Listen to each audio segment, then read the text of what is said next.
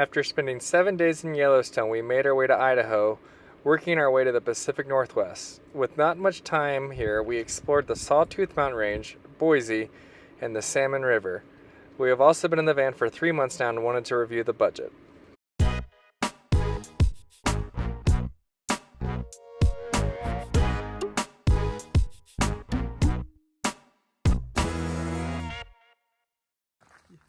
See Ladybird right behind us, but it's the last hike me and Molly are doing together for a week before she abandons me and heads to Austin. She said that her niece and nephew were more important than spending time with me.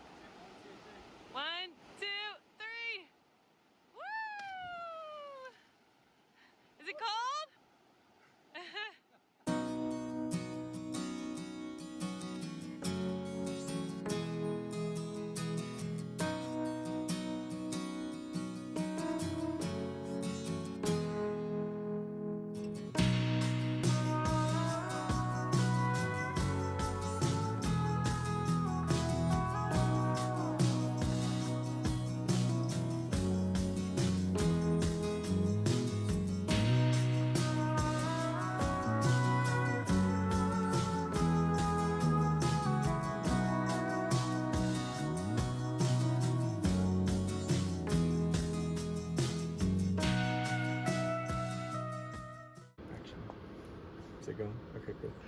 It's been 82 days since my last haircut. I put an Instagram poll out there. It was overwhelmingly keep the beard, but there was only one vote that mattered, and Molly said it had to go.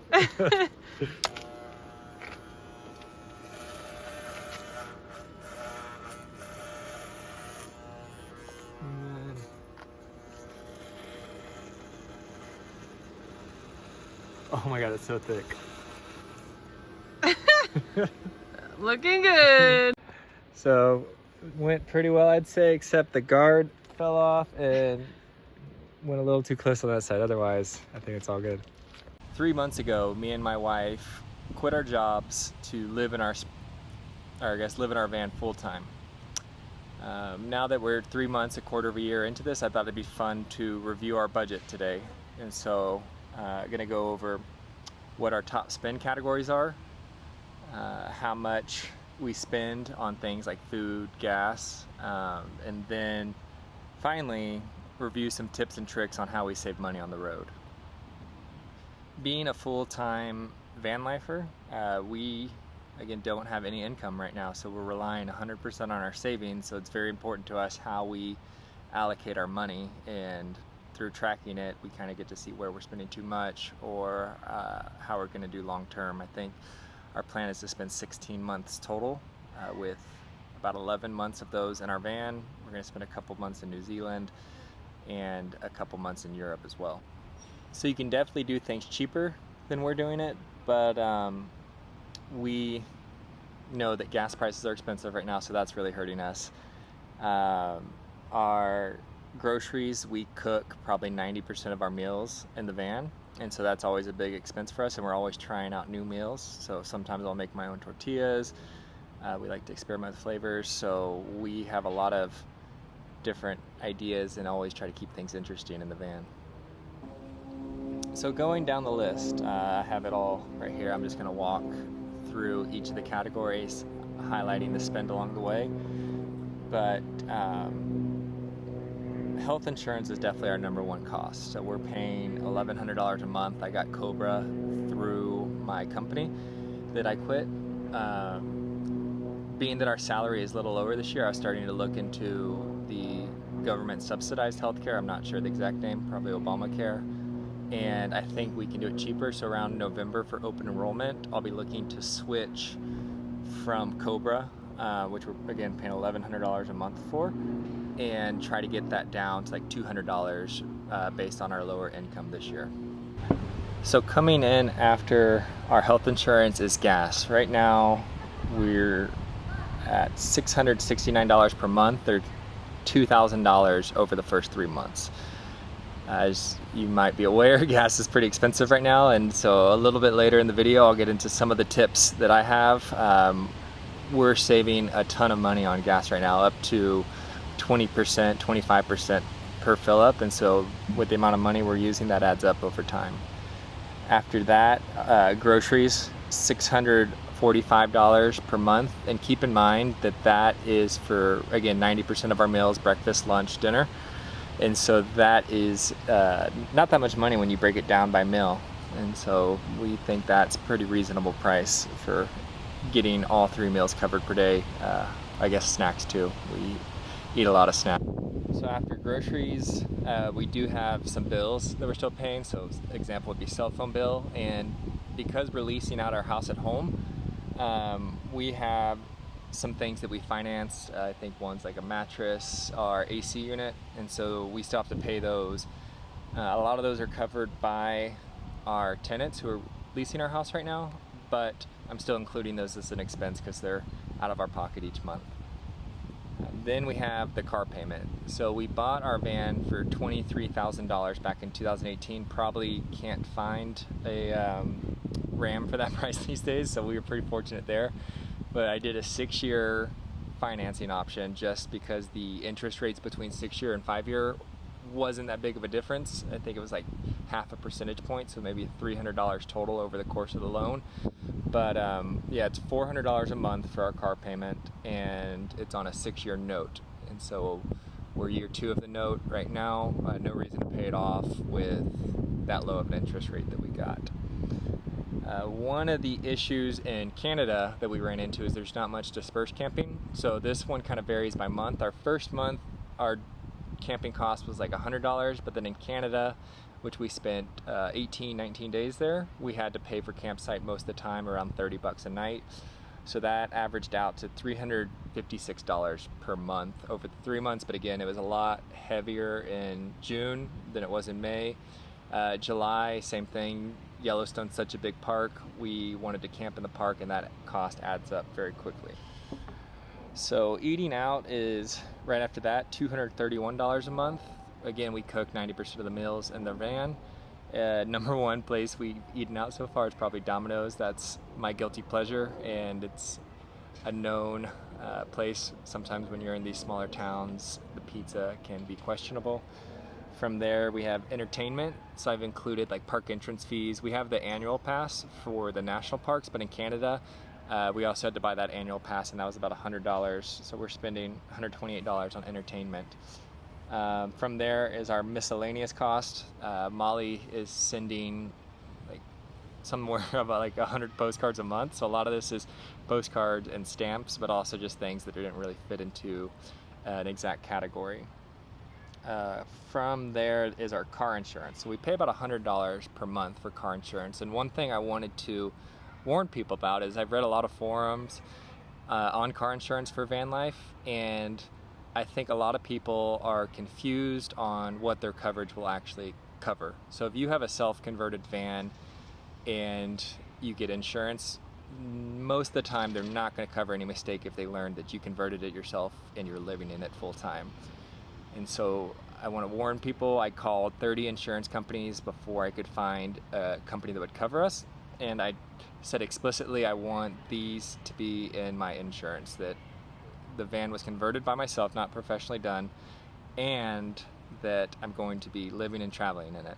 And so after 30-40 rejections, I finally found a company who was willing to cover the automobile itself plus $5,000. So I still wasn't able to get full coverage, but it's better than having no insurance at all. Because at one point I was just saying, can you cover if I hit another car on accident? And they said, no, we won't cover you at all. So I think that's a big warning to other people who have van insurance, is most likely you're not covered if you're living in it and it was self-converted, unless that's explicitly put in your contract with the insurance company. So the next one is beer. We spend about $90 a month on beer. That's probably, I shouldn't say we, I should say I spend about $90 a month on beer. I try out all the breweries and all the cities we go to. The small town breweries are amazing, have great atmospheres, and just lots of good craft beer to try out there. And so, you know, every little town we go in, that's one of the times that I like to treat myself, is try some of the craft beers at these breweries. From there is our storage locker for all of our stuff. That comes in right now at $129 a month. And another warning here is that after 3 months, the storage company, Life Storage, they tried to raise our rent 30%. And they said, well, that's just the market rate. You're on a month-to-month lease. That really sat wrong with me. And after doing research, it just seems like storage companies are greedy thieves that don't care about you, because once you move in, it's pretty hard to move out, and we're traveling, so they know they got us. So they don't really care about you as a customer. So I say do your research. I thought I did, but I did not know that storage companies were that greedy. And so right now it's $129. I got them to reduce the rate increase to only 15%, but who knows when they'll increase it again.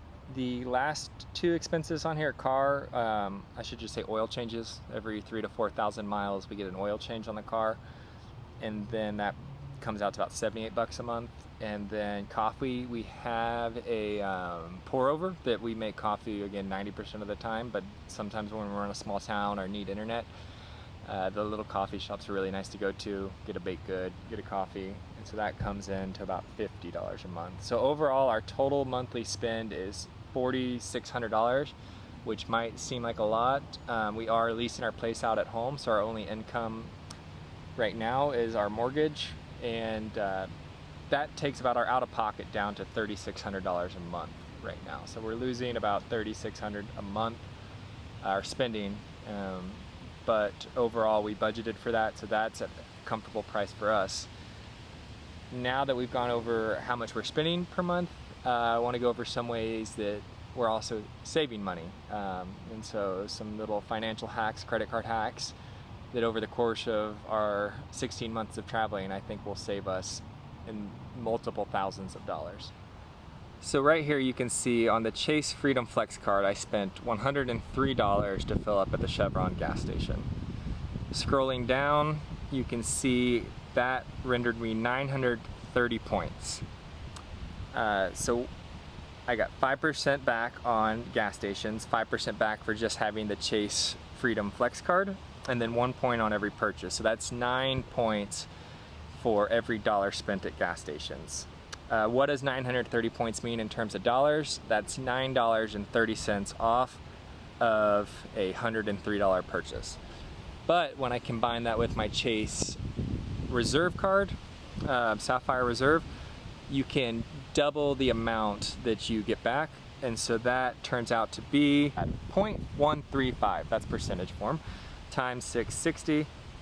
That's $89 a month that I'm currently getting back on gas. So the next way to save money on gas is I have the Upside app that a friend told me about, and basically you open it up, there's gas stations in the area that will offer you discounts on gasoline.